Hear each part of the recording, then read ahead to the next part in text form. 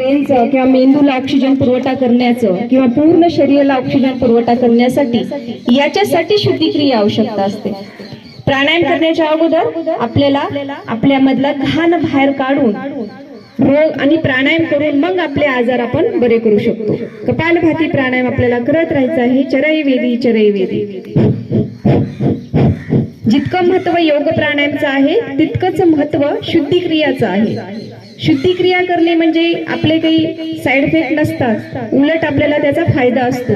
जसं आई एका मुलीला किंवा डिलिव्हरी झाल्यानंतर जसं बाळातपण केलं जातं, जसं मायेने तिचं सर्वस्व संगोपन केलं जातं, तशा पद्धतीने ही आयुर्वेदिक चिकित्सा असतात। जे की शिरोधारा केल्यानंतर रडतात महिला की शिरोधारा केल्यानंतर आम्हाला कोणीच असं मायेने इतका हात फिरवलं नाही किंवा मायेने अशी आमची कोणी आईची आठवण आम्हाला आली।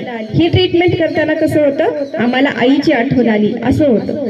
कारण याच्यामध्ये एकतर शारीरिक आणि मानसिक सुद्धा याच्यावर उपचार या आयुर्वेदिक उपचाराने होतात। कपालभाती प्राणायाम करत राहायचं आहे।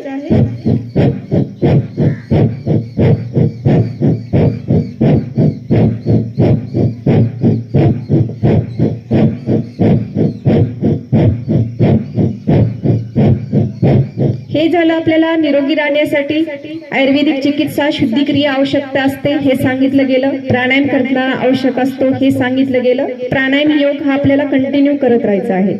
हे तर आपलं कायमस्वरूपी आपलं औषध आहे जे आपल्या सोबतच राहणार आहे। योग की चादर ओढ के आऊं, चादर ओढूनच आपल्याला योगाची जायचंय सोबत, आपली चादर काही तर ठेवून जायची नाहीये। तर अशा पद्धतीने त्याच्यानंतर आपल्याला आणखीन एक आवश्यक असं असतं, जीवनामध्ये कपालभाती प्राणायाम करत राहा। तप स्वाध्याय ईश्वर सोच संतोष तप स्वाध्याय ईश्वर परिधान्य, जे की त्याच्यामध्ये सांगितलेलं आहे संतोष। संतोष हे आपलं खूप मोठं सुख आहे, ज्याच्यात आहे त्याच्यामध्ये आपण संतोषी राहणे किंवा शांत राहणे किंवा समाधानी राहणे हे खूप आवश्यक असतं। किती जरी सुख सुविधा असल्या आपण जर रडत राहिलो तर मग त्याचं एवढं दुःख किंवा त्याच्या एवढं शमशान कुठंच नाही असं आपले पतंजली ऋषी सांगतात। मग जे काही आयुष्य आपलं आहे, जे काही आपल्यामध्ये जेवढं काही ईश्वराने आपल्याला दिलेलं आहे, आपली जेवढी पात्रता आहे तेवढंच ईश्वर आपल्याला देतो।